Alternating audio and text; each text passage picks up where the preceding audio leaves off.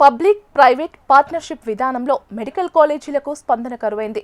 రాష్ట్రంలో మొత్తం 4 కాలేజీలను పీపీపీ విధానంలో నిర్మించేందుకు ఏపీఎంఎస్ఐడిసి ఆంధ్రప్రదేశ్ వైద్య సేవలు మౌలిక సదుపాయాల అభివృద్ధి కార్పొరేషన్ టెండర్లను ఆహ్వానించింది.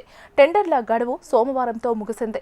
ఉమ్మడి కర్నూలు జిల్లా, ఆదోని, ప్రకాశం జిల్లా, మార్కాపురం, అన్నమయ్య జిల్లాల్లోని మదనపల్లె, కడప జిల్లాల్లోని పులివెందుల్లో మొత్తం 4 కళాశాలల్లో మెడికల్ కాలేజీని నిర్మించేందుకు టెండర్లను ఆహ్వానించారు.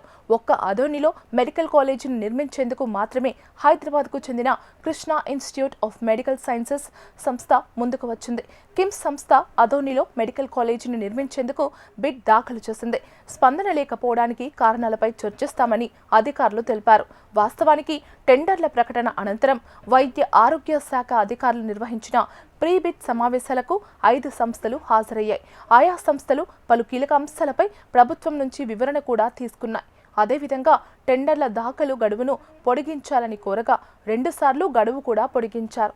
దీంతో 4 కాలేజీలకు ఆశించిన విధంగా బిడ్లు దాఖలవుతాయని అధికారులు భావించారు. కానీ సోమవారం టెండర్ల గడువు ముగిసే సమయానికి కేవలం ఆదోని ఆసుపత్రికి మాత్రమే బిడ్ దాఖలవడంతో అధికారులు విస్తుపోయారు.